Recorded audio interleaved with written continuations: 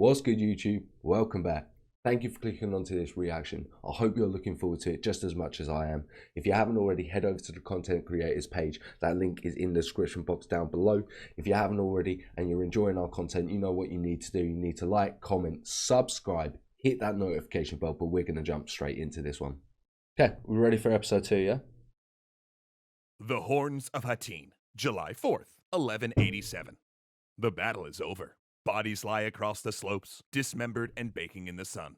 There are thousands of captives, but Saladin has asked for 2 of them by name: Guy de Lusignan, King of Jerusalem, and Reynold of Chatillon. Hate they got captured. When they come, Saladin's palatial tent is still being set up. Saladin then offers Guy a glass of iced julep, and the king, dying of thirst, sucks it down. It's a relief in more ways than one. He knows that in Muslim culture, to offer someone sustenance is a promise they will not be harmed. I like that. I like that a lot. Guy then hands the cup to Reynold, but Saladin interrupts. He had given the cup to Guy, not Reynold. The Sultan stands, berating Reynold for his blasphemy and treachery, for breaking the peace between Saladin and the Crusader states by attacking pilgrim caravans, for blaspheming God and torturing Muslims. He then gives Reynold a choice: convert or die. Reynold refuses, and with which is fair. Like he gives him the option. He then gives Reynold a choice: convert or die. Reynold refuses, and with one stroke, Saladin strikes off his head. Again, I understand it. I understand it. You gave him a choice, and that's it. And upon seeing how the king now shakes, the Sultan leans in and assures Guy no harm will come to him. Kings, he says, do not kill kings. Setting that precedence, like president. He's setting that precedent so that if he ever got caught, he wouldn't be able to get beheaded. Yo, like, you good? I hope you're doing well, my man.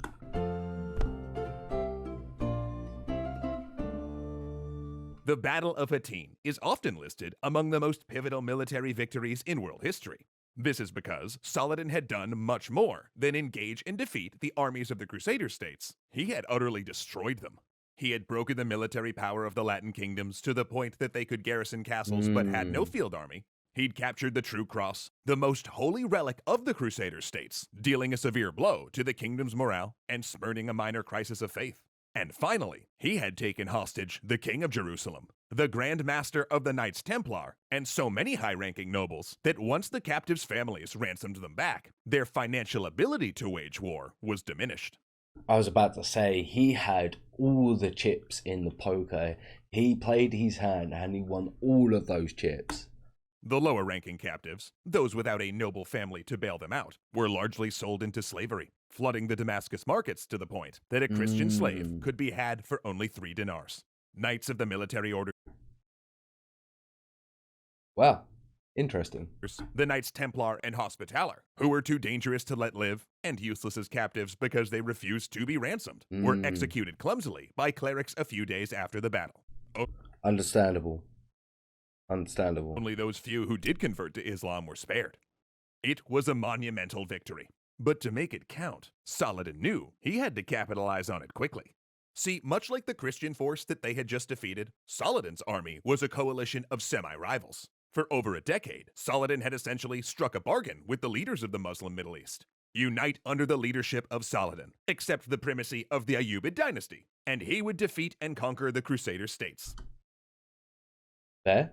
Did they go for it? And while this victory had shut the doubters up temporarily, he still needed to take a big prize in order to make that bargain seem fully worthwhile. And there was really only one objective that would truly vindicate him: Jerusalem.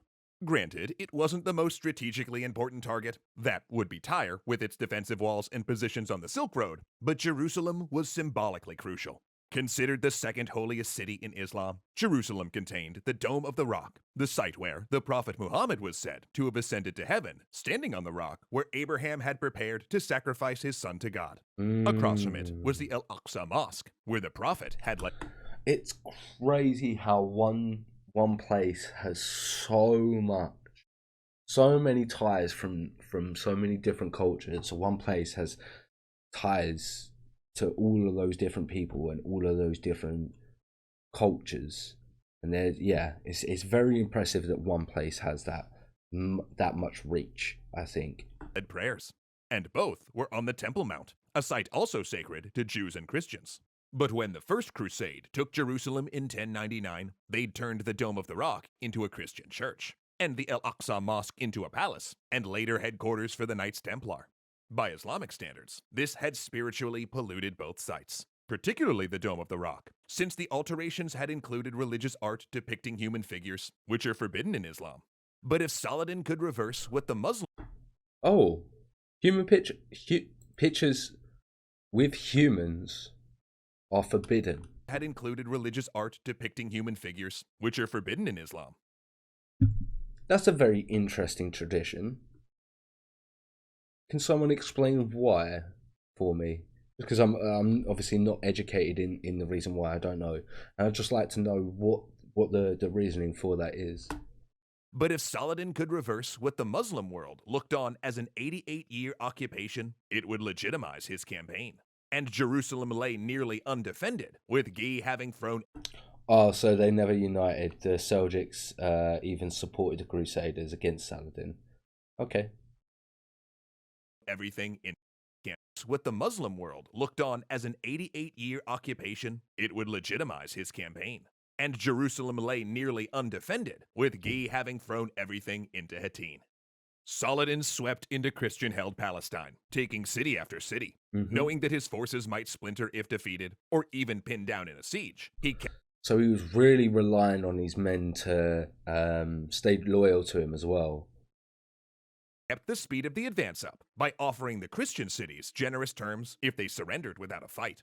All Christians had the option to stay, their properties unmolested, provided they agreed to pay a tax. And those that wanted to leave would have 40 days to settle their affairs and would not be attacked as they made their way to Tyre. You can leave, just pay everyone back, sort out all your stuff, and then you can go. Fair and reasonable. I'm liking these choices by Saladin. When the cities agreed, and most did, he ensured the agreements were honored. That summer, Saladin captured most cities in the Latin Kingdom, save Tyre, and arrived outside Jerusalem in late September with an army of 20,000, where they found themselves facing a pitiful defense force. The Christian leader was Balian of Ibelin, a Crusader noble who'd escaped Hattin and made it to Tyre with 3,000 men, the only noble to escape with his troops. Separated from his wife and children in Jerusalem, which everyone knew was headed for a pressure siege. He'd brokered a safe passage agreement with Saladin that allowed him to pick up his family and escort them through the Muslim lines to his home city of Tripoli. But to get that sweet deal, he'd sworn an oath not to fight Saladin or stay in Jerusalem for longer than a day. But when Balian and his 16 knights arrived in the holy city, the patriarch of Jerusalem declared him absolved of the oath and charged him with the city's defense. He accepted, even what? though it would mean murdering his family. Balian... Wow. He accepted it, and it was going to murder... Ooh. That's a responsibility not many would take. And that's a choice not many people would actually take either. Balian then sent a message to Saladin, informing him that he would be staying in Jerusalem. Saladin's reaction? He sent soldiers to escort Balian... Maybe because of that we should... Balian's family to safety in Tripoli. The kind of merciful act Saladin would later become famous for. But with no knights in the city but his escort, Balian hastily carried spears, squires, and scratched together a few thousand, but his escort. Balian hastily knighted 60 squires and scratched together a few thousand in a defense force. Tradesmen carried spears, women manned the wall defenses, and... So he's literally got such a small force, he's just trying to build it up with the people around him, and even getting, obviously back in those times, women didn't sort of help, but he's even getting them to help, which is another surprising thing, you know? On September 20th, Saladin attacked the Tower of David and the Damascus Gate, sending clouds of arrows into the fortifications. Again and again, they assaulted the walls with siege towers, but the defenders pushed them back, sallying out to harass the attackers. So, Saladin changed tactics, attacking the city from the east with his host of siege artillery and Greek fire. Engineers tunneled under the defensive wall, collapsing a breach that his army took by assault. Inside, Christians carried out desperate acts of penance in hopes God would save them. They cut their hair, chanted prayers while walking the city barefoot, and Balian came to Saladin to negotiate a surrender. Though Saladin was not in the mood. He was generous to... Yeah, he was going to be fuming. I gave you all the opportunity to do all of this, and you just betrayed me, stayed here, and then tried to defeat me, and now you want mercy again. Are you crazy? What do you think's going to happen? That and he would have been capitulated labelled a without a traitor, fight, yeah. but by the customs of medieval warfare, a city that resisted got sacked. That's it. Heck, the Crusaders had done as much when they took Jerusalem, slaughtering the Muslim inhabitants. Is he going to be the exception to this rule? That'd be interesting. So Saladin stated he would kill the defenders and sell anyone left into slavery. To which Balian made a counter threat. Breach the city, and they would not only slaughter the city's Muslim population, but destroy every mosque and shrine. Saladin...